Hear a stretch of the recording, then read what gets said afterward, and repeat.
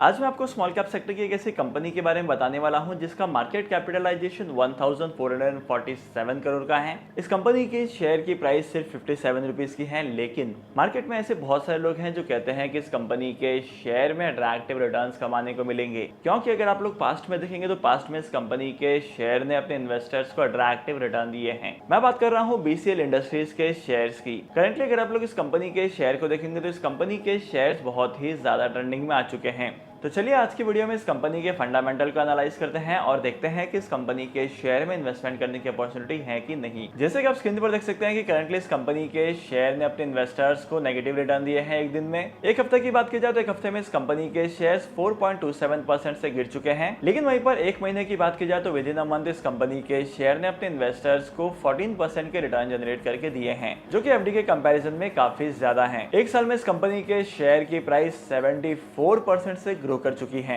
और वहीं पर अगर आप लोग 5 ईयर के ग्राफ को देखेंगे तो 5 ईयर के ग्राफ में 345% तक का राइज देखने को मिलता है।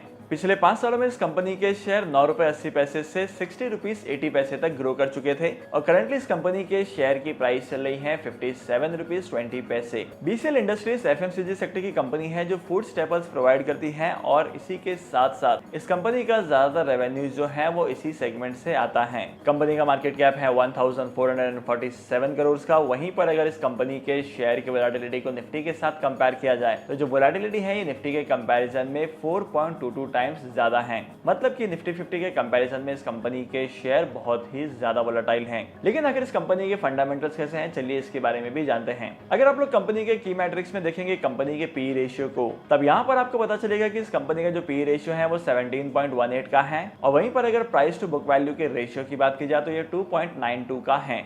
और वहीं पर अगर इस पीई को सेक्टर के साथ कंपेयर किया जाए तो सेक्टर का पीई निकल के आता है 49 का। इस कंपनी का डिविडेंड यील्ड है 0.83% का, लेकिन वहीं पर इंडस्ट्री का एवरेज निकल कर आता है 1.50% का।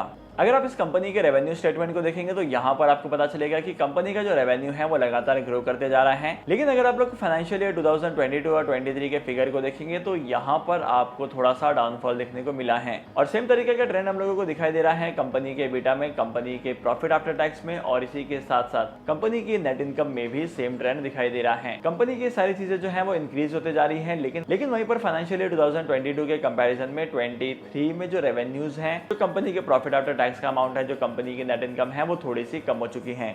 इसके अलावा अगर आप लोग इस कंपनी के रेवेन्यू की ग्रोथ को देखेंगे तो इंडस्ट्री के कंपैरिजन में इस कंपनी के रेवेन्यू की ग्रोथ ज्यादा है। जहां पर इस कंपनी के रेवेन्यू की ग्रोथ 16% की है, वहीं पर इंडस्ट्री का एवरेज 11% का निकल कर आता है। इसके अलावा पिछले 5 सालों में इस कंपनी का मार्केट शेयर भी इंक्रीज हुआ है। 5 साल पहले इस कंपनी का मार्केट शेयर था 1.07 का, लेकिन अब इस कंपनी का मार्केट शेयर हो गया है 1.69 का। कंपनी के मार्केट शेयर में ग्रोथ ज्यादा नहीं है, लेकिन फिर भी कंपनी का मार्केट शेयर ग्रो करते जा रहा है। इसके अलावा अगर आप लोग इस कंपनी के नेट इनकम को कंपेयर करेंगे इंडस्ट्री के साथ तो इस कंपनी का नेट इनकम भी इंडस्ट्री के कंपैरिजन में ज्यादा है। जहां पर इंडस्ट्री का एवरेज 13% का निकल कर आता है, वहीं पर इस कंपनी का एवरेज 29% का निकल कर आता है नेट प्रॉफिट मार्जिन का। इसके अलावा अगर आप लोग इस कंपनी के बैलेंस शीट को देखेंगे तो इस कंपनी के बैलेंस शीट में आपको पता चलेगा कि इस कंपनी की जो असेट्स की वैल्यूएशन है वो ग्रो करते जा रही है, लेकिन साथ ही साथ लायबिलिटीज भी बढ़ती जा रही हैं। और अगर आप लोग इस कंपनी के डेट टू इक्विटी रेशियो को निकालेंगे तो आपको पता चलेगा कि इस कंपनी का जो डेट टू इक्विटी रेशियो है वो थोड़ा सा ज्यादा है। पिछले 5 सालों में इस कंपनी का जो डेट टू इक्विटी का रेशियो निकल कर आता है वो 59% का निकल कर आता है।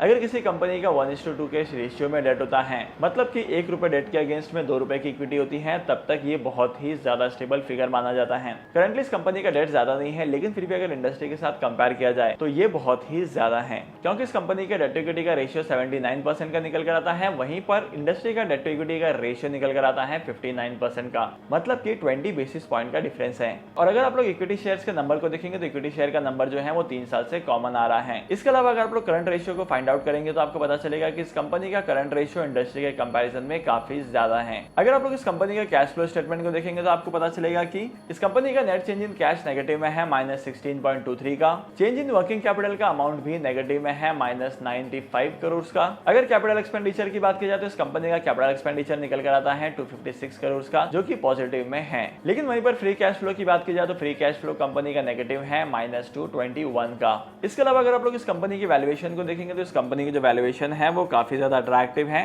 इस कंपनी का जो पी रेशियो है वो इंडस्ट्री के बाकी सारे प्लेयर्स के कंपैरिजन में बहुत कम है और इसी के साथ साथ अगर आप लोग पीबी रेशियो को भी कंपेयर करेंगे तो इस कंपनी का पीबी रेशियो भी बहुत कम है। लेकिन अगर आप लोग इस कंपनी की वोलेटिलिटी को चेक करेंगे तो इस कंपनी के शेयर और भी ज्यादा वोलेटाइल हैं अदर कंपनीज के कंपैरिजन में। इसके पीछे का रीजन ये है कि इस कंपनी के शेयर में अट्रैक्टिव रिटर्न्स दिखाई दे रहे हैं और बहुत सारे इन्वेस्टर्स यहाँ पर इन्वेस्टमेंट करने के लिए रेडी हो रहे हैं। अगर आप लोग शेयर होल्डिंग पैटर्न को देखेंगे तो आपको पता चलेगा कि 60% के शेयर्स प्रमोटर्स के पास हैं, जहां पर 2.97% तक के शेयर्स को प्लेज रखा गया है और बाकी सारे बचे हुए रिमेनिंग शेयर्स इसके प्रमोटर्स के पास है। म्यूचुअल फंड ने 0% का इन्वेस्टमेंट किया है, अदर डोमेस्टिक इंस्टीट्यूशंस ने 0% का इन्वेस्टमेंट किया है, एफआईज ने 1.68% का इन्वेस्टमेंट किया है और वहीं पर रिटेल अदर पार्टीज ने क्यूमुलेटिवली 37.93% का इन्वेस्टमेंट किया है। ओवरऑल अगर आप लोग इस कंपनी के फंडामेंटल को देखेंगे तो इस कंपनी के फंडामेंटल स्ट्रॉन्ग दिखाई देते हैं और इस कंपनी के फंडामेंटल ग्रोइंग दिखाई देते हैं। लेकिन ये स्मॉल कैप सेक्टर की कंपनी है और इस कंपनी का मार्केट शेयर भी बहुत कम है। और अगर आप लोग एफएमसीजी के सेक्टर की स्मॉल कैप कंपनीज को देखेंगे तो यहाँ पर इन कंपनीज का रेवेन्यूज कम होते हैं, लेकिन वहीं पर अगर रिटर्न्स की बात की जाए तो रिटर्न्स भी यहाँ पर स्टेबल नहीं हो सकते हैं, क्योंकि करंटली इस कंपनी के शेयर की प्राइस 57 रुपीज पर ट्रेड कर रही है और अगर कंपनी के फंडामेंटल्स इंप्रूव होते हैं तो इस कंपनी के शेयर की प्राइस और भी ज्यादा ग्रो करेगी और अपने इन्वेस्टर्स को अट्रैक्टिव रिटर्न्स कमा कर देगी। अगर इस कंपनी के वैल्यूएशन पार्ट को देखा जाए तो इस कंपनी का वैल्यूएशन पार्ट थोड़ा सा ज्यादा लगता है, यहाँ पर कंपनी के शेयर की प्राइस ओवर वैल्यूड हो सकती है। और अगर आप लोग इस कंपनी के शेयर की प्राइस को देख रहे हैं, यहाँ पर एक सडन राइज दिखाई दिया है और कंपनी के शेयर की प्राइस लगातार ग्रो करते जा रही है। और स्टॉक मार्केट में जब भी किसी कंपनी के शेयर की प्राइस ग्रो करते जाती है तो वहां पर छोटा मोटा करेक्शन आता ही है और उस कंपनी के शेयर में थोड़ा बहुत डाउनफॉल देखने को मिलता है। तो हो सकता है कि आने वाले टाइम पीरियड में शॉर्ट टर्म में आपको थोड़े बहुत डाउनफॉल दिखाई दे इस कंपनी के शेयर में। और इसके अलावा अगर आप लोग इस कंपनी के शेयर में लॉन्ग टर्म के लिए इन्वेस्टमेंट करते हैं तो आप लोग हर एक डिप पर इस कंपनी के शेयर को बाय कर सकते हैं। आई होप कि आज की इस वीडियो का कंटेंट आपको वैल्यूएबल लगा होगा। अगर आपको आज की इस वीडियो का कंटेंट वैल्यूएबल लगा है तो इस वीडियो को लाइक करना, शेयर करना और मैं आपको मिलूंगा अगली वीडियो में नए टॉपिक के साथ, एक इंटरेस्टिंग टॉपिक के साथ। तब तक के लिए signing off, happy investing and good bye.